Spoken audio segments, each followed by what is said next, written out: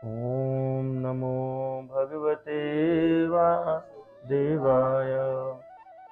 ॐ नमो भगवते वासुदेवाय। ॐ नमो भगवते वासुदेवाय। तो आप सबका बहुत बहुत स्वागत है आज की इस संध्या में। और ये बड़े ही सौभाग्य की बात है कि आज जो है वो एकादशी है और साल भर में कुछ कर लो साल भर में कुछ प्रमुख एकादशी रहती हैं। भीमसेनी एकादशी, देवशायनी और देवउठावनी, है ना। ये तीन एकादशी सबसे महत्वपूर्ण मानी जाती हैं। ऐसे तो सभी एकादशी जो है वो महत्वपूर्ण है और हम लोगों को सब एकादशी को अत्यंत महत्व देना चाहिए। तो आज देवशायनी एकादशी है और ये तो हमारा सौभाग्य और बढ़ जाता है कि उस दिन हम लोग हरि चर्चा करें, एकादशी को हरि चर्चा करें। ये और बड़े सौभाग्य की बात है और उसमें भगवत गीता की चर्चा हो तो ये तो जो है और अलंकृत करने वाली बात रहती है। और आप सब लोग इतने उत्साही हैं कि अपना जो व्यस्त समय है दिन भर की दिनचर्या, उसमें ये समय निकाल कर यहाँ आते हैं, तो आप सबका बहुत बहुत आभार। और मैं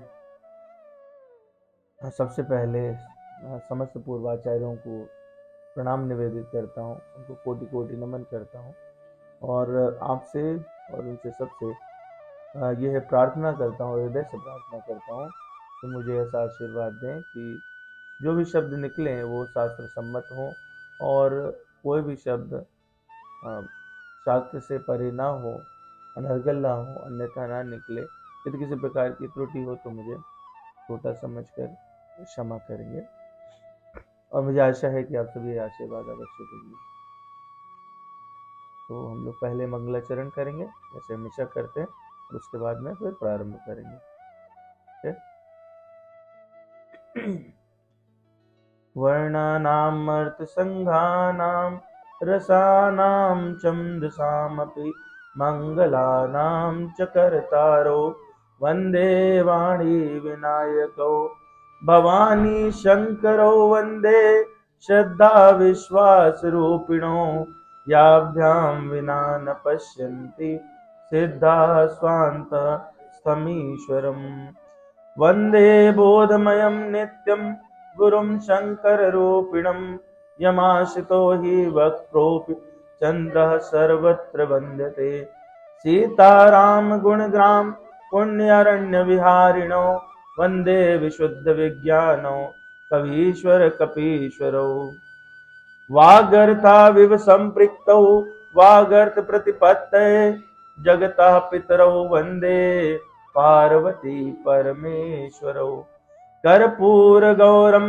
करुणावतारं संसारसारं भुजगेन्द्रहारं सदा वसन्तं हृदयारविन्दे भवं भवानी सहितं नमामि। ॐ अज्ञानतिमिरान्धस्य ज्ञानाञ्जनशलाकया चक्षुरुन्मीलितं येन तस्मै श्रीगुरवे नमः। श्रीचैतन्यमनोभीष्टं स्थापितं येन भूतले स्वयं रूपा कदा मह्यं ददाति स्वपदान्तिकम्।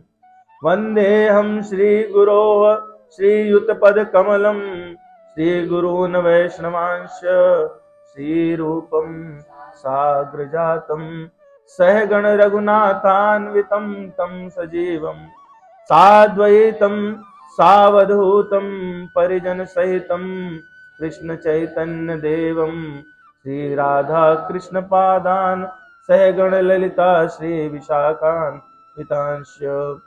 हे कृष्ण करुणा सिंधो दीनबंधो जगतपते गोपेश गोपिका कांत राधा कांत नमोस्तुते।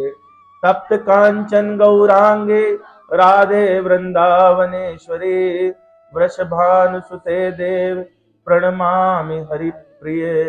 वाञ्छाकल्पतरुभ्यश्च कृपा सिन्धुभैव च पतितानां पावनेभ्यो वैष्णवेभ्यो नमो नमः।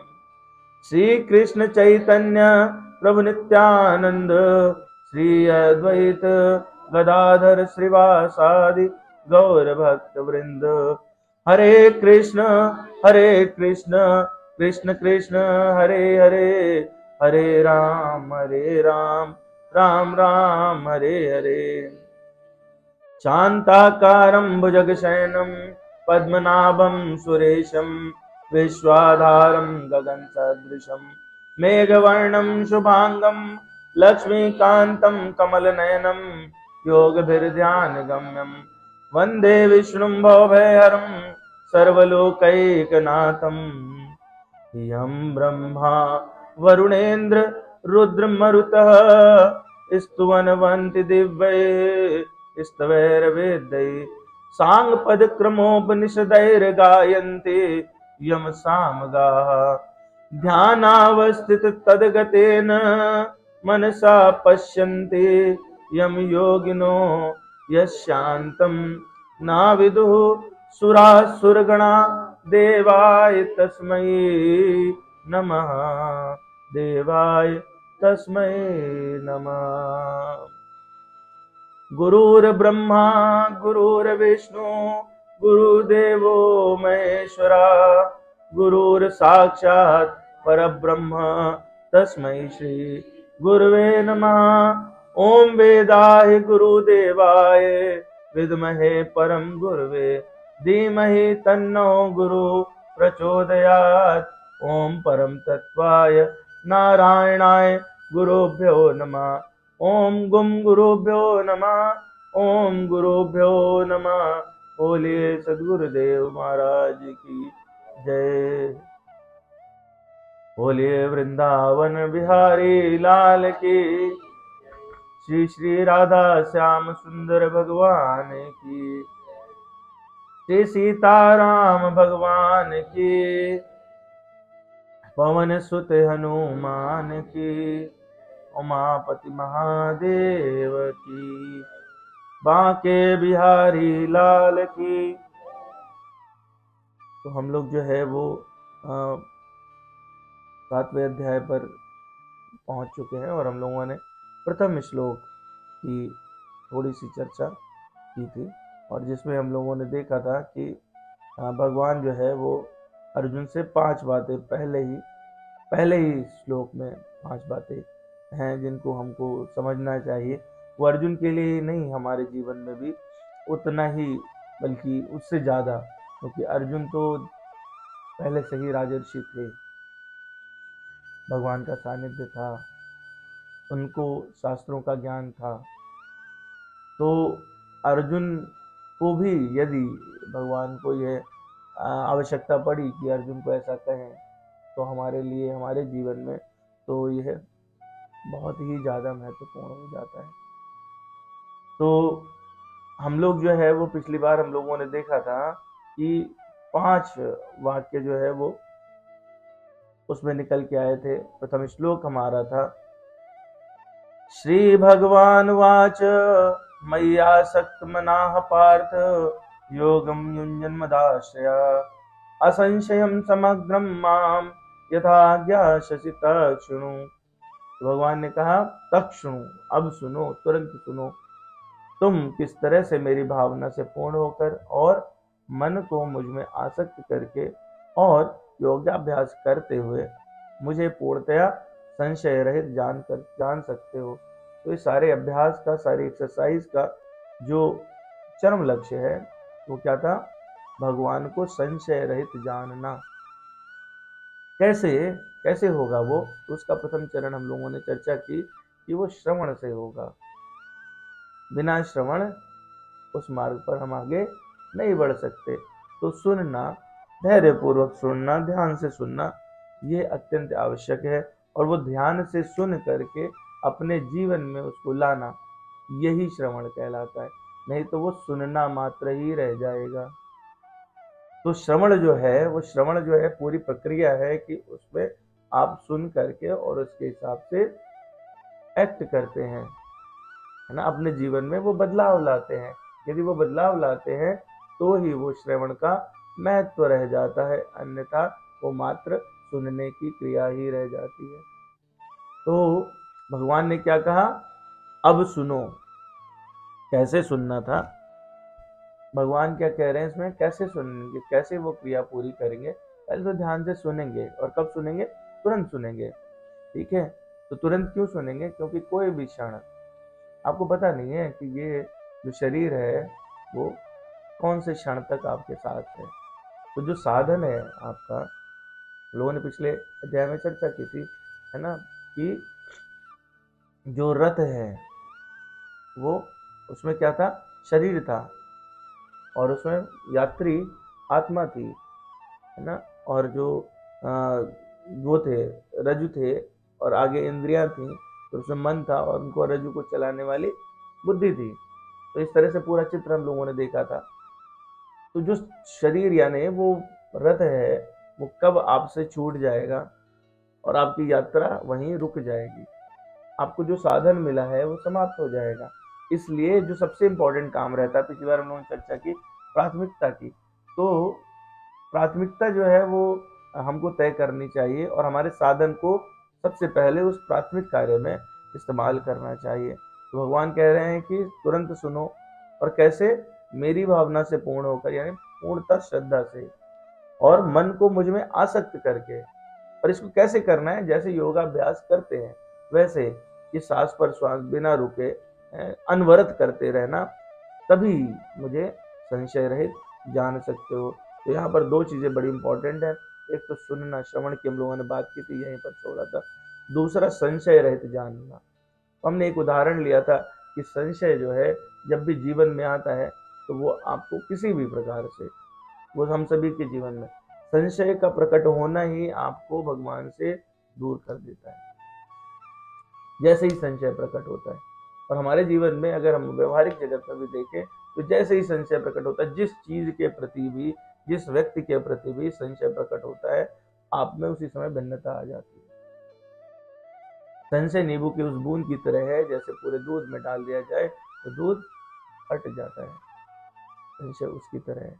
संशय जो है उसको गोस्वामी जी सापिन कहते हैं, संशय को गोस्वामी जी गांठ कहते हैं, जो छुड़ाए नहीं छूटती। संशय को घना जंगल कहते हैं, जिस प्रकार से जब सीता माता का पता लगाने के लिए सारे वानर गए, तो वो 1 महीना पूरा भटकते रहे। तो जब तक उस संशय रूपी जंगल में आप भटकते रहते हैं, जब सुतीक्ष्ण मुनि से भगवान मिलते हैं तो उससे पहले वंदना करते, तो कहते हैं कि मोह का घना जंगल है, और जिसमें संशय की ग्रंथि बन गई। तो जब ऐसी ग्रंथि बन जाती है, या ऐसे घने जंगल में आप फंसे होते हैं, तो उस समय आपको संशय से निकालने वाला एकमात्र साधन भगवान का आश्रय रहता है। तो बड़ी विचित्र बात यह भी है कि संशय से सिर्फ निकाल कौन सकता है, भगवान ही निकाल सकते हैं। परंतु यदि संशय बना रहे तो आप भगवान से दूर भी चले जाते हैं। जब वो सारे वानर इकट्ठा होते हैं, हार जाते हैं, तो उन्हें एक गुफा दिखाई देती है। तो वो गुफा जो है, गुफा किस तरह की है, गुफा है आपके अंतर्मन की गुफा। जब आप अपने अंदर झांकते हैं, ढूंढने का प्रयास करते हैं कि मुझे संशय क्यों उत्पन्न हुआ, भगवान से प्रार्थना करते हैं कि संशय का निवारण करो, तो उस समय आपको मार्ग देने वाला वहां पर स्वयं प्रभा प्रकट होती है। गुफा के अंदर जब घुसते हैं, और मार्गदर्शन करने वाला भी मिलता है आपको। हनुमान जी आगे लेके बढ़ते हैं, सबको अंदर जाते हैं, स्वयं प्रभा मिलती है, और वो उनको इंट्रोस्पेक्शन करने के लिए कहती हैं, और उनको बताती हैं आप इस दिशा में जाओगे तो आपको गंतव्य मिल जाएगा। और चुटकियों में ही जब वो लोग पूरा उनका भूख प्यास मिट जाती है, तो वो उस जंगल से बाहर हो जाते हैं। यही गुरु का रोल है। वो संशय को काटने में जो हेल्प करते हैं वो गुरु करते हैं। गुरु जो है वो हमारे अंदर के बैठे परमात्मा भी गुरु तत्व ही है, बल्कि वो गुरुत्तम तत्व है ना। तो हमको उन पर विश्वास करके अंदर, अपने अंदर बैठे परमात्मा से प्रार्थना करनी चाहिए कि हमारे संशय को काट दें। ये संशय ही कारण बनता है जब माता सीता को भगवान राम सुरक्षित करके जाते हैं, मारी जब स्वर्ण हिरण बन जाते हैं और उनके पीछे माता उनको बोलते हैं कि मुझे तो ये स्वर्ण मृग की मृगशाल चाहिए। तो ऐसे में इसमें बहुत सारे प्रश्न हैं, कभी हम लोग पर चर्चा करेंगे। आज संशय की बात करें तो भगवान उनके पीछे जाते हैं और जब वो आवाज आती है तो वहां संशय उत्पन्न होता है और वो संशय ही माता को बाध्य कर देता है कि वो लक्ष्मण को अपने से दूर करें। और जब किसी का सानिध्य रहता है, जब संरक्षण रहता है, आप संरक्षित होते हो, तो आपका कभी भी ह्रास नहीं होता, आपको कभी भी तकलीफ नहीं होती। जैसे ही आप संरक्षण हटाते हैं, वो संशय आपको समाप्त कर देता है, वो आपको अपहृत कर लेता है। उस समय रावण प्रकट हो जाता है। वो रावण आपके बाहर का हो सकता है, आपके अंदर का हो सकता है, संसार का हो सकता है, और वो आपके सीता को हर लेता है। तो जो संशय है उसका इतना ज्यादा कुप्रभाव है, इसको एक दानव, एक राक्षस की तरह कहा गया ग्रंथों में। तो भगवान कहते हैं इसलिए इस राक्षस को मार के और आप मुझे समग्र रूप से पूरी तरह से जानो। तो पूरी तरह से अब भगवान खुद ही कह रहे हैं कि कौन बताएगा, मैं बताऊंगा तुम्हें, क्योंकि मैं, मेरे पूर्ण रूप को सिर्फ और सिर्फ मैं ही जान सकता हूँ, कोई दूसरा तो जान ही नहीं सकता है। तो जब वो उस पूर्ण रूप को दूसरा कोई जान ही नहीं सकता, तो दूसरा कैसे बता सकता है? और जैसे ही दूसरा बताने का प्रयास करेगा, वहां पे भेद बुद्धि हो जाएगी। इसलिए भगवान ने प्रथम दृष्टया अर्जुन को अपने बारे में जो ज्ञान है और उसके पीछे छिपा हुआ रहस्य है, इसीलिए इस अध्याय का नाम क्या हुआ? ज्ञान विज्ञान योग। ज्ञान तो यह है कि भगवान सब कुछ है, और उसके पीछे का जो छुपा हुआ रहस्य है कि कौन सी शक्तियां हैं जो इस तरह से संचालित करती हैं, भगवान उस कार्य को कैसे करते हैं, ये रहस्यमय तरीके से कैसे चलता है, वो जो रहस्य है उसको जान लेना ही विज्ञान है। तो भगवान इस अध्याय में वो क्या है और उसके पीछे का रहस्य क्या है, वो साथ साथ बताते चलते हैं। इसलिए इस अध्याय का नाम हुआ ज्ञान विज्ञान योग, है ना। तो और योग में जब रहेंगे तो योगाभ्यास स्वतः हो जाएगा।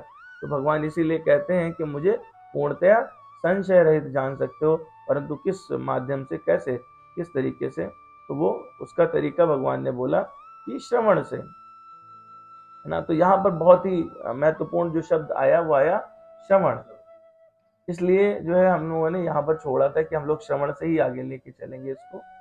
श्रवण पर चर्चा की जाए, ये बहुत महत्वपूर्ण है। यदि हमारे जीवन में श्रवण ठीक से उतर गया, पिछली बार शायद मैंने चर्चा की थी या नहीं की, हनुमान चालीसा में इसकी बृहद चर्चा की थी हम लोगों ने, कि जब भगवान का आपके अंदर प्रादुर्भाव होता है तो वो भी श्रवण मार्ग से ही होता है। हनुमान जी का प्राकट्य अंजना माई के गर्भ में श्रवण मार्ग से ही हुआ। भगवान शंकर जी का जो तेज स्थापित हुआ वायु यानी पवन के द्वारा, वो तेज कैसे गया? वो श्रवण मार्ग से गया। तो जब भगवान का प्राकट्य होना होता है आपके अंदर, तो उसका मार्ग श्रवण मार्ग ही रहता है। तो इसीलिए भगवान के जो परम भक्त हैं प्रहलाद महाराज, वो हिरण्यकश्यप को ये बात हिरण्यकश्यप उनसे पूछते हैं, जब वो गुरुकुल से वापस आते हैं, तो बच्चे तुमने क्या सीखा? तो प्रहलाद महाराज क्या कहते हैं? श्रवणम कीर्तनम विष्णोः स्मरणम पाद सेवनम अर्चनम वंदनम दास्यम सख्यम आत्मनिवेदनम इति पुंसार्पिता विष्णो भक्तिश्चेन्नवलक्षणा कृते भगवत्यदा तन्मय भीतम उत्तमम। तो क्या? श्रवण कीर्तन, भगवान का स्मरण, उनकी सेवा करना, उनका अर्चन करना, वंदन करना, दास्य भाव रखना, सख्य भाव रखना कि वही हमारे परम सखा है, और अपने आप को समर्पित कर देना। ये 9 तरीके हैं जो मैंने सीखे और सबको यही करना चाहिए। तो प्रहलाद महाराज खेलते हैं और उनसे बच्चे पूछते हैं कि इस अवस्था में आपको ये सब करने की क्या आवश्यकता है? तो प्रहलाद महाराज अपने साथियों से यही बात कहते हैं कि यही तो वो अवस्था है जब आप कुछ कर सकते हैं, जब आप जर्जर हो जाओगे तब कैसे करोगे? जब आप नव हो, पल्लवित हो, ये समय जो आपका बढ़ने का है, तो अपने अंदर जो स्फुरना लाएंगे वही आगे बढ़ेगी, वही आपको वो बड़ा करेगी, वो अंदर आपको उसी का विकास होगा। तो हमें वही अभ्यास करना चाहिए, ये अत्यंत आवश्यक है। अब मन में हमारे प्रश्न उठेगा कि श्रवण की चर्चा हो रही है इतनी, ये श्रवण इतना इम्पोर्टेंट क्यों हो जाता है? श्रवण जो है इतना इम्पोर्टेंट क्यों हो जाता है, और किस प्रकार से श्रवण से जो है वो आपका ये प्रक्रिया आगे बढ़ता है? तो मैंने पिछली बार भी चर्चा की थी कि जो 9 स्टेप हैं नवदा भक्ति के, वो यहीं से प्रारंभ होते हैं। तो इस श्रवण जो है वो तब होता है जब आपके अंदर स्टिमुलेशन आता है, यानी श्रद्धा उत्पन्न होती है, और वो श्रद्धा जो है आपको बाध्य करती है कि आप सत्संग में जाएं, साधु संग करें, ऐसी बातें सुने हैं। तो पहली चीज होती है श्रद्धा, दूसरी होती है सत्संग या साधु संग, फिर तीसरा प्रारंभ होता है भजन क्रिया, और वो भजन क्रिया के बाद में फिर अनर्थ निवृत्ति, जो अपने अंदर है सारे अनर्थ हैं, ऑलरेडी हैं, कलमश हैं, उनको धीरे धीरे निपटा देती है। और फिर निष्ठा होती है, निष्ठा से रुचि उत्पन्न होती है, और रुचि से आसक्ति बनती है, और आसक्ति से आपके अंदर भाव प्रकट हो जाता है, और भाव जो है अंत में वही भाव वो प्रेम के रूप में स्थापित हो जाता है।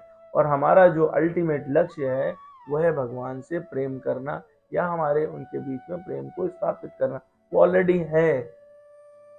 जब माँ बाप और बच्चे रहते हैं तो कई बार ऐसा होता है कि बच्चे उसकी वजह से किन्हीं कारणों से नहीं देख पा रहे हैं, उनसे अलग हो गए, दूर हो गए, परोक्ष हैं, लेकिन इसका मतलब ये नहीं होता, विस्मृत भी हो जाते हैं संसार जगत के कार्य में, पर माता पिता उन्हें निरंतर स्मरण करते हैं, निरंतर उनसे उनका प्रेम बना रहता है। बस जरूरत यही रहती है कि वो बच्चा वापस उस पुराने रास्ते को खोज निकाले। तो ये जो है वो प्राप्त की प्राप्ति है, अप्राप्त की प्राप्ति नहीं है। मतलब वो पहले से एग्जिस्ट करता है, आपको कुछ नया नहीं बनाना होता है, उसी को खोजना रहता है। ठीक है, तो इसमें दो चीजों की महिमा जो है वो बहुत महत्वपूर्ण तरीके से आगे आती है, एक सत्संग और दूसरा श्रवण। गोस्वामी जी कहते हैं, बिनु सत्संग न हरि कथा, तही बिनु मोह न भाग, मोह गए बिनु राम पद, होई न दृढ़ अनुराग। बिना सत्संग के हरि कथा नहीं होगी, और हरि कथा नहीं हुई तो मोह नहीं भागेगा, और मोह नहीं गया तो भगवान के चरणों में आपके दृढ़ प्रेम की उत्पत्ति नहीं होगी। तो ये कैसे होगा सत्संग? सत्संग तब होता है जब हम किसी की शरणागति लेते हैं। भगवान कहते 4थे अध्याय का 34वां श्लोक है, हम लोग पीछे चर्चा कर चुके हैं। तद्विधि प्रणिपातेन परिप्रश्नेन सेवया, उपदेक्ष्यन्ति ते ज्ञानम ज्ञानिनः तत्वदर्शिनः। भगवान कहते हैं कि क्या करना है आपको, आपको किसी गुरु के पास जाना है, योग्य व्यक्ति के पास जाना है, और प्रणिपात करना है, अपने आप को शरणागति में ले जाना है, प्रणाम करना है, और प्रणाम करके फिर जब उचित समय आए तो प्रश्नों से सेवा करनी चाहिए उनके। ऐसे जो महापुरुष रहते हैं वो आपके प्रश्न पर प्रसन्न होते हैं, वही उनकी सेवा होती है। और यह सेवा करते हुए अपने प्रश्न पूछने चाहिए उपयुक्त समय देखकर, और वो जो ज्ञान को जानते हैं, यही ज्ञान जिसकी अभी चर्चा होने वाली है, उस ज्ञान को जानते हैं तो वो उस तत्व के विषय में वो आपको उपदेश करते हैं। तो इस तरह से जो है ये श्रवण और सत्संग ये बहुत ही इम्पोर्टेंट बन जाते हैं नवदा भक्ति में। इसकी पूरी ये 9 हमने अभी चर्चा की, रामचरितमानस में है। चूंकि बहुत मीठा प्रसंग है तो इसलिए मैंने सोचा था कि उसको हम लोग इसमें शामिल कर लेते हैं, है ना। तो जो भागवत महात्म्य में ये बात श्रवण के विषय में कही गई, वहां पे कहा गया, श्रवणम सर्वधर्मोभ्यो वरम मन्ये तपोधना, वैकुंठस्थो यथा कृष्ण श्रवणादि यस्य लभ्यते। मैं भगवान के गुणानुवादों को श्रवण को सबसे श्रेष्ठ मानता हूं, क्योंकि भगवान के गुणानुवाद सुनने से वैकुंठ की प्राप्ति हो जाती है।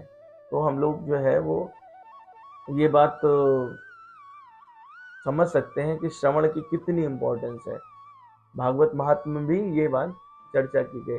तो हम लोग आते हैं कि भगवान राम जो है वो सबरी को कैसे समझा रहे हैं नवधा भक्ति, और फिर हम लोग उसके बाद थोड़ा समझने का कोशिश करेंगे कि ये श्रवण से कैसे ये सब उत्पन्न होने लगता है, वो कौन सी प्रक्रिया है।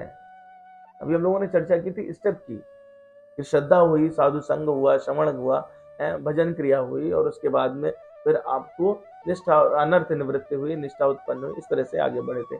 लेकिन इसमें अंदर का रहस्य क्या है, इसका विज्ञान क्या है, ये अभी हम लोग इसके बाद समझने का प्रयास करेंगे। तो भगवान जो है वो पहुंचते हैं, सबरी माता उनका इंतजार कर रही है, बहुत समय प्रतीक्षा करते हो गया। जो उनके गुरु मतंग जी हैं, उन्होंने कहा था एक दिन राम जरूर आएंगे तुमको। बात मुद्दे की क्या है? बात मुद्दे की यह है कि उनको उनके गुरु, हम जिस साधु संगी की बात कर रहे हैं, उन्होंने एक उपदेश दिया कि तुम बैठो, प्रतीक्षा करो, भगवान तुम्हें जरूर मिलेंगे। और उन्होंने उसको माना, अक्षरशः माना, और वो रोज भगवान के लिए व्यवस्था करती, रोज अपने घर में कि आएंगे तो मैं कैसे स्वागत करूंगी, उस मार्ग को देखते हुए बैठी रहती। वर्षों वर्ष बीत गए। एक दिन ऐसा होता है कि भगवान उनका दरवाजा खटखटा देते हैं और उनको बताते हैं, सूक्ष्म में बात करेंगे, कि मैं वही राम हूँ जिसकी तुम प्रतीक्षा कर रही। इतने समय से अश्रुधाराएं बहने लगती हैं और माँ उनका स्वागत करती हैं। हम लोग बेर वाली कथा जानते हैं। तो भगवान से वो कहते हैं, मुझे आप कुछ उपदेश करिए। जब भगवान मिले हमको, मन में मिले, स्वप्न में मिले, जीवन में मिले, भाव भी जागे मिले, तो ऐसे में भगवान से हमको उनकी भक्ति मांगनी चाहिए। उनसे मांगना चाहिए कि वो दीजिए जो हमारे लिए कल्याणकारी हो। इसीलिए हम लोग एक चौपाई कहते हैं ना, जो नारद जी ने प्रार्थना की थी, जो हम लोगों ने शामिल कर रखा है। जय ही विधिनाथ होया हित मोरा, करहूं सुबेगी दास मैं तोरा। जय ही विधिनाथ होया हित मोरा, करहूं सुबेगी दास मैं तोरा। तो जब इस तरह से आप प्रार्थना करते हैं तो आपको भगवान, जो आपके लिए सबसे ज्यादा कल्याणकारी है, वो स्वतः दे देते हैं। और एक बार भगवान सब जब साथ में हो तो दुनिया के समग्र ऐश्वर्य आपके पीछे पड़ जाते हैं, आपको कुछ लाने की जरूरत नहीं होती। तो भगवान उनको उपदेश कर रहे हैं और उसमें नवधा भक्ति बता रहे हैं।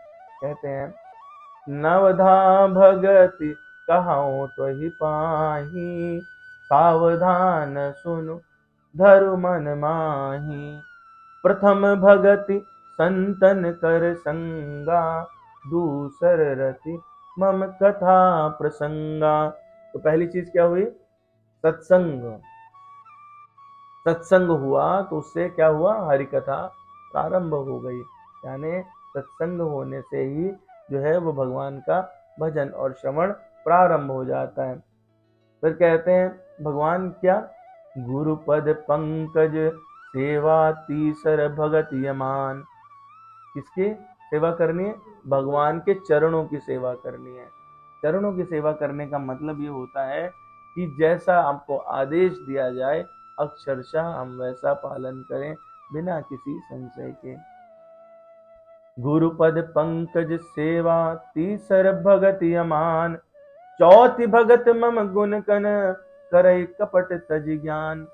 और जब आप भगवान गुरुदेव भगवान से मिल लेते हैं, आपके अंदर श्रद्धा उत्पन्न हो गई है, भजन क्रिया प्रारंभ हो चुकी है, धीरे धीरे अनर्थ की निवृत्ति होने लगती है, जो भी हमने चर्चा की। और वो अनर्थ की निवृत्ति होने के कारण आप कपट रहित भगवान का गुणगान करना प्रारंभ करते हैं। ये चौथी भक्ति। पहली भक्ति हुई प्रथम भगति संतन कर संगा, दूसर रति मम कथा प्रसंगा। फिर भगवान कह रहे हैं गुरुपद पंकज सेवा तीसर भगति यमान। तीसरी भक्ति क्या है? कैसे गुरुदेव की सेवा करनी हमको? कि वो जैसा कह रहे हैं वैसा अक्षर से पालन करना है। किस प्रकार से कर पाएंगे? जब हम मान रहित हो जाएंगे। जब तक अपनेपन का भान रहता है आप इसमें आगे नहीं बढ़ सकते। पूर्ण शरणागति की आवश्यकता है। गुरुपद पंकज सेवा तीसर भगत यमान। खुद को अमान ही बना लेना है। और जो गुरुदेव कहते हैं वो हमको, क्योंकि हमारी जो प्रवृत्ति रहती है ना वो ऐसी रहती है, जब हम संतों के पास जाते हैं तो हमारा मन में रहता है कि इनकी थोड़ी नॉलेज टेस्ट कर लेते हैं, इनको इस बारे में कुछ पता है कि नहीं है, तो उनसे हम मतलब अड़बंग सवाल भी कर लेते हैं। महाराज ये बताइए कि हम लोग को अचार खाना चाहिए कि नहीं खाना चाहिए? ठीक है। और कुछ लोग तो उससे भी और आगे बढ़ जाते हैं, वो कहते हैं कि हमें बेटा नहीं हो रहा, बताओ उपाय कौन सा है। और जब अड़बंग सवाल करोगे तो आपको अड़बंग जवाब ही मिलेंगे। ठीक है। और जो संत जिसने जीवन भर जो इकट्ठा किया है ना, हीरे जवाहरात भरे हुए हैं उसके संदूक में, तो और उस समय आप कहते हो कि मुझे वो काला पत्थर दे दोगे क्या, तो उसको क्रोध आएगा कि वो प्रसन्न होगा आपसे। ठीक है। क्योंकि लेकिन वो क्या है, वो कृपा निधि है। संतों की ऐसी प्रवृत्ति रहती है। संत हृदय नवनीत समाना, तो उनका हृदय इतना कोमल है ना, कैसा मक्खन जैसा है। वो आपको दे देते, पत्थर भी देते, बोले जाओ तुम ले लो, कोई बात नहीं, पर तुम हीरे मांगते तो अच्छा होता, मेरे पास तो हीरे की कान थी, पर तुम तो इतने पगले हो कि तुमको तो कोयला ही चाहिए। तुमने देखा अच्छा कोयले की कान पे, चलो यही दे दो इनके पास। तो वो हम कोयला ही मांग रहे होते हैं पूरे टाइम। क्यों मांग रहे हैं? क्योंकि हमारे अंदर जो है मान की भावना बनी हुई है। हमारा जो अहंकार है वो बना हुआ है कि हम हैं, और हम हैं तो हमको इस चीज की आवश्यकता है, और हमको जो आवश्यकता है वो हम मांग रहे हैं।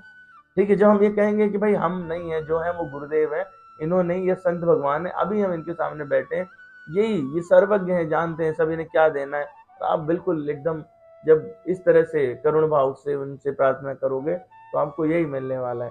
तो चौथी भगति मम गुण गण करई कपट तज ज्ञान।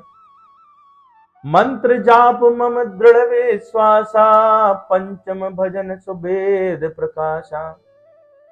जब दृढ़ विश्वास करके राम नाम का जप करते हैं तो पांचवी चीज उत्पन्न हो जाती है। सारे ग्रंथ वेद इत्यादि उनका जो भाव है वो अपने आप स्फुरित होने लगता है। आपको किसी ग्रंथ को पढ़ने की आवश्यकता पड़ती नहीं है ना। तो मंत्र जाप करना इसलिए आवश्यक है। तो कौन सा मंत्र? श्री राम जय जय राम, श्री राम जय जय राम, श्री राम जय जय राम, श्री राम जय जय राम। हरे कृष्ण कृष्ण कृष्ण हरे हरे, हरे राम राम राम हरे हरे। दोनों हाथ उठा के बोलिए, हरे कृष्ण कृष्ण कृष्ण हरे हरे, हरे राम राम राम हरे हरे। ये कृष्ण और राम के नाम हैं जिनको यदि आप लेते रहते हैं तो आपकी संशय निवृत्ति भी हो जाती है, आपको समग्र रूप का दर्शन भी हो जाता है, सांसारिक तत्वों की प्राप्ति भी होती है और परमात्मा भी। ऐसा कोई भी औषधि संसार में इसके अलावा नहीं है जो आपको सब कुछ दे देता हो। कोई ऐसी टैबलेट नहीं है जो सारे रोगों का निवारण कर देती हो। ठीक है। तो इसलिए हमको यह दृढ़ विश्वास करके कि ये सबसे अच्छी मेडिसिन है, हमको इसका नियम पूर्वक जप करना चाहिए। कोई कार्य जब आप नियम पूर्वक करते हैं तो वो योगाभ्यास कहलाता है, तो वो योगाभ्यास कहलाता है। और जब आप इसको नियम पूर्वक करने लगते हैं तो मंत्र जाप मम दृढ़ विश्वासा पंचम भजन सुवेद प्रकाशा। छठ दम शील बिरत बहु कर्मा निरत निरंतर सज्जन धर्मा। छठी व्यक्ति क्या है? छठ दम शील बिरति बहु कर्मा, तो इंद्रियों का निग्रह है, अच्छे स्वभाव को लाना और सारे कार्यों में वैराग्य ये उत्पन्न करना।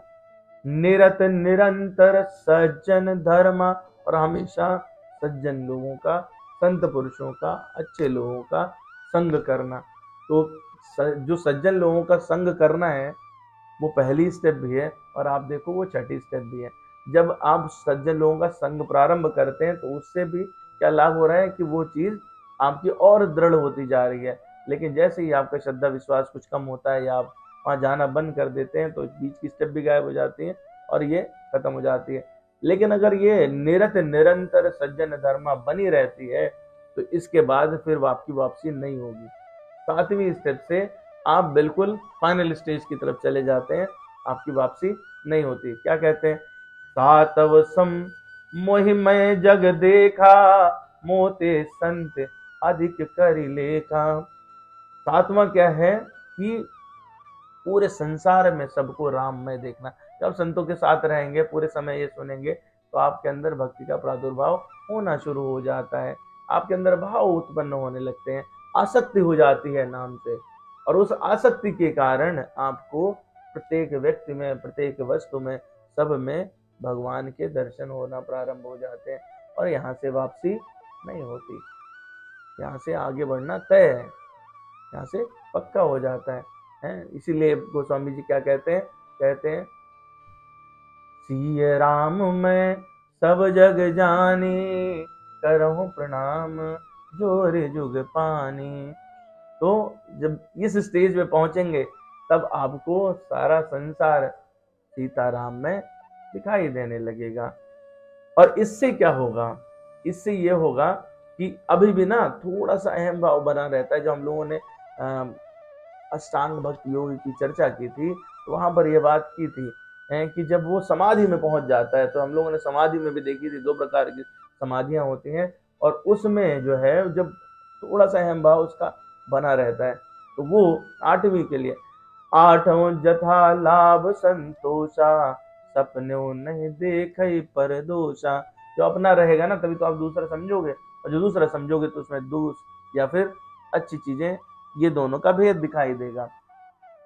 ये है अपने आप ही समाप्त हो जाता है जब हम इस प्रक्रिया में आगे बढ़ते हैं, और जो भी कुछ मिलता है वो उसमें संतोष करते हैं।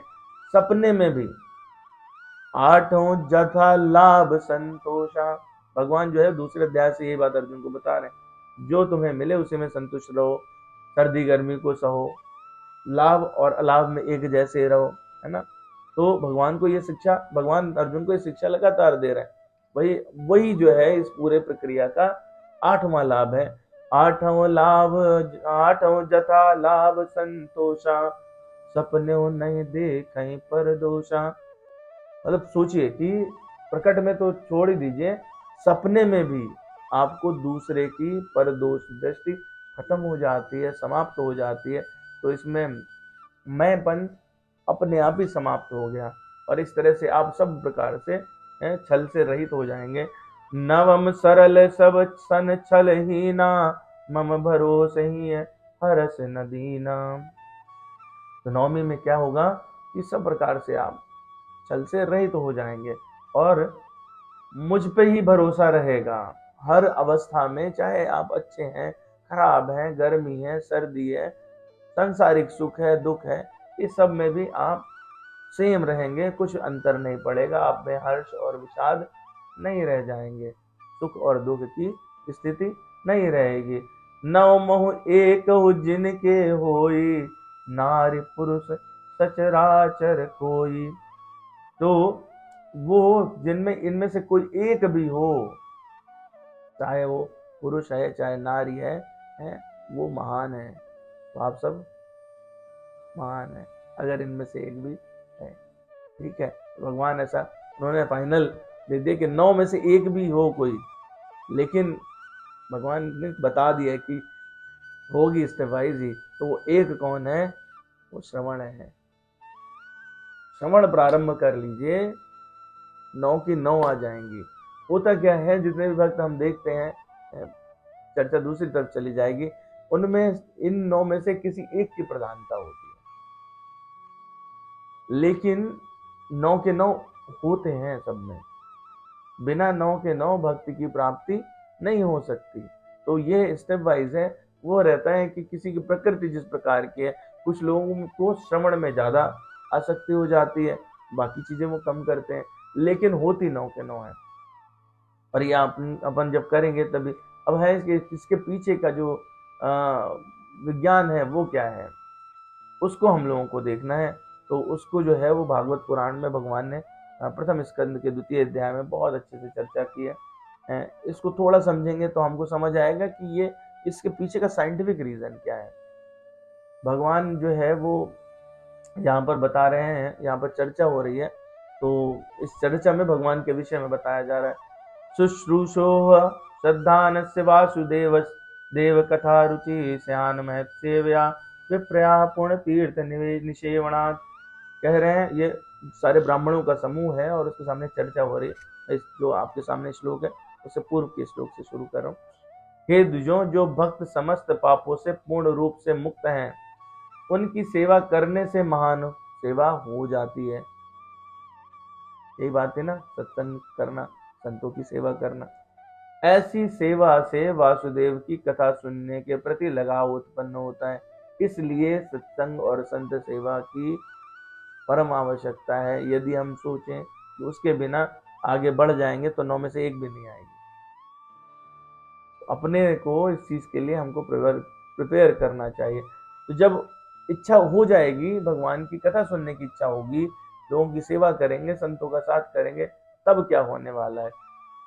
शृण्वतां स्वकथा कृष्ण पुण्य श्रवण कीर्तन हृदयंतास्तवो हैवद्राणि विधुनोति सुहृत्सताम।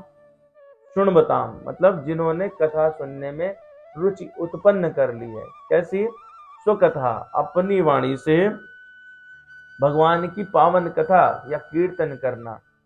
पुण्य श्रवण कीर्तन, उससे क्या होगा कि जब वो उनके अंदर ये इच्छा उत्पन्न हो गई और वो भगवान के जो सत्यनिष्ठ भक्तों के हितकारी हैं श्री कृष्ण, उस भक्त के हृदय में भौतिक इच्छाओं को वो काटने लगते हैं।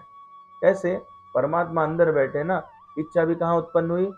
अंदर होती है ना। लेकिन जब भगवान के लिए आपका अनुराग होने लगेगा, आप संत सेवा करने लगोगे, तो भगवान चाहते हैं कि आप भक्तों से जुड़ो। तो आपके अंदर जो कामनाएं उत्पन्न होती हैं, जो आपको द्वेलित करती हैं, जो परेशान करती हैं, जिनके कारण आप दूसरे मार्गों पे जाते हैं, भगवान परमात्मा जो अंदर बैठे चतुर्भुज परमात्मा, वो उनको एक एक करके काटना शुरू करते हैं। और इस तरह से ये कथाएं ठीक से यदि आप सुनेंगे तो उससे आपको अनन्य लाभ होता है। नष्ट प्रायेषु अभद्रेषु नित्यं भागवत सेवया भगवत उत्तम श्लोके भक्ति भवति नैष्ठ की। तो भागवत की कक्षाओं में नियमित उपस्थित रहने तथा शुद्ध भक्त की सेवा करने से हृदय के सारे दुख लगभग पूर्णता विनष्ट हो जाते हैं। क्यों? क्योंकि दुखों का कारण आपकी अभिलाषाएं और इच्छाएं ही होती हैं। और उन पुण्य श्लोक भगवान में अटल प्रेमा भक्ति स्थापित हो जाती है, जिनकी प्रशंसा दिव्य गीतों में की जाती है। और उससे क्या होगा? तदा राजस्तमः गुण भावा काम लोभादयश्च ये चेत एतैरान विद्यम स्थितम सत्वे प्रसीदति। तो 3 प्रकार के गुण होते हैं, रजोगुण और तमोगुण। जब जैसे ही आपके अंदर ये प्रेमा भक्ति उत्पन्न होना शुरू होती है, प्रकृति के रजोगुण और तमोगुण, इनके प्रभाव, तदा राजस तमो भावा, क्या? काम लोभादयश्च, जो काम और लोभ है वो हृदय से गायब होना शुरू हो जाते हैं। और फिर भक्त के पास में सिर्फ एक ही गुण बचता है, सतोगुण। और जब सतोगुण बचेगा तो उसी का बाहुल्य रहेगा, उसी की प्रधानता होगी। और ऐसे में भक्त सत्वगुण में स्थित होकर परम सुखी होने लगता है। एवं प्रसन्न मनसो भगवत भक्ति योगिता भगवत तत्व विज्ञान मुक्त संग से जायते। और इस प्रकार शुद्ध सत्व में स्थित होकर मनुष्य का मन भगवान के भक्ति संसर्ग से प्रसन्न होने लगता है और उसे समस्त भौतिक संगति से मुक्त होने पर भगवान का वही वैज्ञानिक तत्व प्राप्त होता है। वो प्रादुर्भाव होता है जो आपको ग्रंथों में मिलता है, उनका प्राकट्य होना शुरू हो जाता है। तो आप फिर क्या वापस जाओगे उस लाइन पर? नहीं जाओगे। लास्ट में क्या होगा? भिद्यते हृदय गंध सिद्ध्यन्ते सर्व संशया किस चीज की निवृत्ति हो रही है? संशय की। क्षीयन्ते चास्य कर्माणि दृष्टि एवात्मनीश्वरे। जिस प्रकार हृदय की गांठ भिद जाती है और सारे संशय छिन्न भिन्न हो जाते हैं, तब जब मनुष्य आत्मा के स्वामी के रूप में देखता है तो सकाम कर्मों की श्रृंखला समाप्त हो जाती है। यानी जो कर्म हैं उनके शुभ अशुभ फल जिनके कारण आप संसार में आते हैं, पुनर्गमन होता है, वो अपने आप ही समाप्त हो जाता है। कैसे? जब ये प्रेमा भक्ति में आप बढ़े, भगवान ने सतोगुण स्थापित कराया, वो सतोगुण ने क्या किया? आपकी इच्छाओं को समाप्त किया और प्रेमा भक्ति बढ़ी, भगवान के प्रति आपकी आसक्ति बढ़ी, और उसके बाद में जो हृदय में थोड़ा संशय बचा था वो समाप्त हो जाता है, और वो संशय समाप्त होते ही आपके सकाम कर्मों की श्रृंखला भी समाप्त हो जाती है। तो इस तरह से ये जो श्रवण है, श्रवण से हम समझ पाते हैं कि कैसे इस मार्ग में हम आगे बढ़ेंगे। तो जो हमारा ज्ञान था श्रवण से क्या होता है, कौन सी स्टेप है, वो हमने समझी।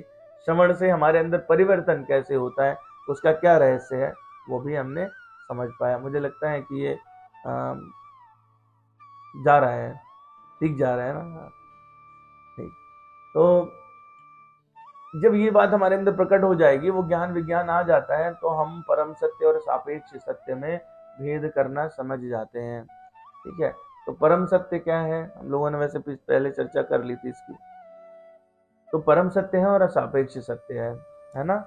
परम सत्य क्या है? हमारे जीवन में जो हमको दिखाई देता है हमेशा है, वो वैसा होता नहीं है। हम लोगों ने चर्चा की थी पिछली बार कि वो जो हमेशा रहे वही परम सत्य रहता है, लेकिन सापेक्षता कहीं ना कहीं बनी रहती है।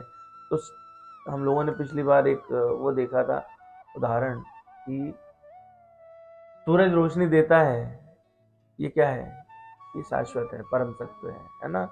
और सापेक्ष सत्य कैसे हैं? जैसे कि किसी शहर का नाम मुंबई हो, है कोई इस अमुक स्थान पर रहता है, पहले यहाँ ताल था, बिल्डिंग हो गई, तो ये समय के साथ परिवर्तित होने वाली चीजें हैं। परंतु यह बात कभी भी बदलेगी नहीं कि सूरज रोशनी देता है। भ्रम हमको जरूर होते हैं, उस भ्रम के बारे में हम लोग आगे चर्चा करेंगे, जिस पर हमने पहले एपिसोड में बात की थी कि भ्रम के कारण हमको कई बार ये चीज बोलने में भी गड़बड़ रहती है। परंतु अभी यहाँ पर तो एक परम सत्य है और एक सापेक्ष सत्य है। सापेक्ष सत्य वो है जो लगातार बदलने वाला है। तो ये सब कैसे बनते हैं? हमने कर्मों के विषय में देखा था। कर्म को जो है हम लोग 4 तरह से डिवाइड कर सकते हैं। पहले हम लोगों ने देखा था कर्म होता है, अकर्म होता है और विकर्म होता है। हम लोगों ने तीसरे अध्याय में चर्चा की हुई है। ठीक है। तो उनको ही अगर मोटे तौर पे समझें हमारी व्यवहारिक भाषा में, तो पाप कर्म, पुण्य कर्म, कर्तव्य और भक्तिमय कर्म में उनको डिवाइड कर सकते हैं। ठीक है। वहां पर हम लोगों ने, याद है किसी को, कर्म क्या था, विकर्म क्या था, कर्म क्या था?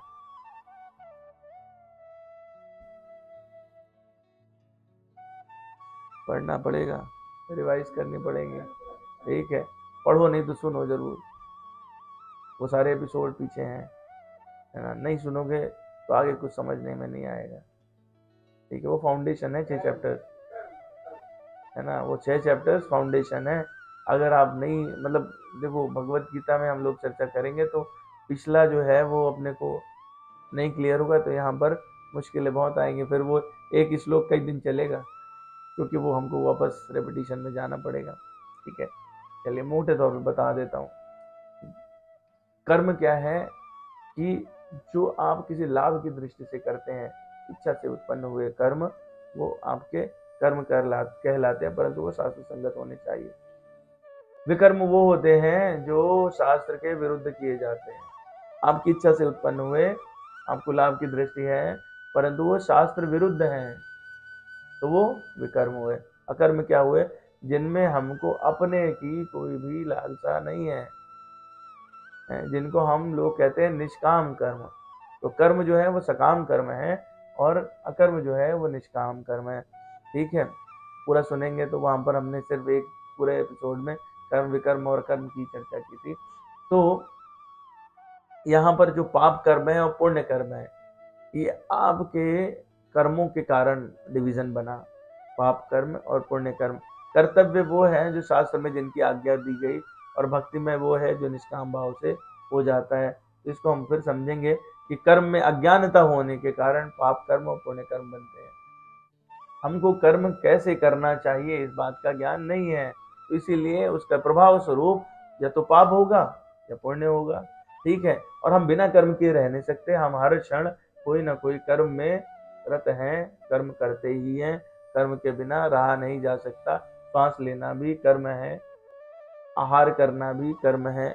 तो हमने उन कर्मों को जो अकर्म विकर्म और कर्म की बात कर रहे हैं, उनको हम लोगों ने आगे और डिवाइड किया था वहीं पर। वहां पर हम लोगों ने देखा था कि कुछ नित्य कर्म होते हैं, कुछ शास्त्रविद कर्म होते हैं, इस प्रकार से हम लोगों ने उनका डिवीजन किया था। पीछे ढूंढ के एपिसोड सुनिए, ठीक है, जरूरी है वो। तो जब आप ये वाला भेद भूल जाते हैं तो आपको पाप और पुण्य कर्म के प्रभाव देखने को मिलते हैं।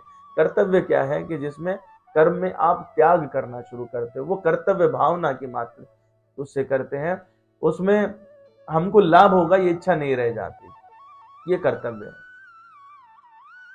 उस कर्तव्य में आपका शुद्धिकरण होने लगता है। हम लोगों ने पहले भी देखा ना, शुद्धिकरण होने लगता है। भगवान ने भी कहा नवधा भक्त में शुद्धिकरण होने लगता है। शुद्धिकरण की आवश्यकता है, आपका शुद्धिकरण होना शुरू हो जाता है। वो शुद्धिकरण से क्या होता है, रामचरितमानस में सुंदर कांड में भगवान कहते हैं, निर्मल मन सो मोहि पावा, मोहि चल छिद्र कपट न भावा। भगवान को छल छिद्र कपट ये पसंद नहीं है, निर्मलता, निर्मल मन ही पसंद है। और निर्मल मन के लिए हमको कर्तव्य करना पड़ेगा, पाप और पुण्य कर्म से निजात लेनी होगी। ठीक है, और फिर आता है इसके बाद इससे भी ऊपर की चीज है भक्तिमय कर्म। वो किसके लिए किया जाता है? भगवान के आनंद के लिए। तो अगर आप देखें पूरा स्पेक्ट्रम दिखाई दे रहा है, स्वार्थ से शुरू होकर निस्वार्थ तक जा रहे हैं। ठीक है, तो जो हमारा पाप कर्म पुण्य कर्म है वो स्वार्थ की वजह से बन रहा है। स्वार्थ अगर हट जाए तो हम कर्तव्य शुद्धिकरण के यानी पलड़े के निस्वार्थता की तरफ जाने लगते हैं। तो हम लोग जो है इस तरह से दूसरे श्लोक के लिए अब तैयार हो गए हैं, और दूसरे श्लोक पर हम लोग जो है वो यहाँ पढ़ लेते हैं, अर्थ समझते हैं, चर्चा नहीं करेंगे। चर्चा हम लोग नेक्स्ट एपिसोड में करेंगे। बहुत ही ब्यूटीफुल श्लोक हैं, सारे ही बहुत ही ब्यूटीफुल हैं, आप उनको मन लगा के समझोगे तो। लेकिन पहला वाला श्लोक चूंकि वो फाउंडेशन स्टेप की तरह बनता है, जिससे हमको समझ आता है कि हम आगे चर्चा क्या करने वाले हैं। ठीक है, भगवान अर्जुन को बता रहे हैं ना तुम कैसे करो, आगे क्या चर्चा करने वाले हैं, हमारा थोड़ा ब्रेन प्रिपेयर हो जाता है। ज्ञानम ते हम सविज्ञानम इदम वक्ष्यामि अशेषता, यज्ञात्वा नेह भूयो अन्य ज्ञातम अविशिष्यते। कैसा ज्ञान है ये? अब मैं तुमसे पूर्ण रूप से व्यवहारिक तथा दिव्य ज्ञान कहूंगा। ज्ञानम ते अहम सविज्ञानम इदम, मतलब मैं तुम्हें ज्ञान भी बताऊंगा और मैं तुम्हें क्या बताऊंगा, उसका विज्ञान भी बताऊंगा। कैसा इनको कहूंगा, उससे क्या होगा, अशेषता, पूर्ण रूप से, जिसमें कुछ शेष ना रहे। यज्ञात्वा नेह भूयो अन्य ज्ञातम अविशिष्यते, जिसको जान करके संसार में, पूरे संसार में कुछ भी जानने के लिए जानने योग्य शेष नहीं रहेगा। ठीक है, तो भगवान वो सारा संशय समाप्त कर देने वाले हैं। तो पूर्ण ज्ञान ये इस चीज का कॉम्बिनेशन है। ठीक है, ये हम लोग अगली बार इस पर चर्चा करेंगे कि इसमें जो पूरा हमारा ये है भगवत गीता है, वो ये 3 और यही है भी, भगवान, जीव और जगत, इन्हीं की चर्चा भगवत गीता में कही गई है। इसके अलावा चौथा कोई सब्जेक्ट नहीं है। इन्हीं के हिसाब से चैप्टर्स डिवाइड हुए, भगवान शंकराचार्य जी ने इन्हीं के हिसाब से 6 भागों में उनको 18 अध्यायों में डिवाइड किया है। तो आज जो है हम लोग इसको यहीं पर विराम देंगे। कौन सा नाम, कौन सा नाम? श्री राम जय राम जय जय राम, श्री राम जय राम जय राम, श्री राम जय राम जय जय राम, श्री राम जय राम जय जय राम, श्री राम जय जय राम, श्री राम जय राम, जय जय राम, श्री राम जय राम, जय जय राम, श्री राम जय राम, जय राम, श्री राम जय राम, जय जय राम, श्री राम जय राम, जय जय राम, श्री राम जय राम, जय राम, श्री राम जय जय जय राम। बोलिए भगवत भगत बत्सल भगवान की, बोलिए वृंदावन बिहारी लाल की जय। श्री श्री राधा श्याम सुंदर भगवान की जय। श्री सीताराम भगवान की, पवन सुत हनुमान की, उमापति महादेव की, सब संतों की, तीर्थराज प्रयाग की, परम पावन अयोध्या नगरी, चक्र तीर्थ नैमिषारण्य की, वृंदावन धाम की, चित्रकूट धाम की, गौ माता की, गंगा मैया की, यमुना मैया की, सरयू माई की, सब संतों की, सब भक्तों की, अनंत कोटि वैष्णव भक्तों की। जय जय श्री राम, जय जय श्री राम, जय जय श्री राम।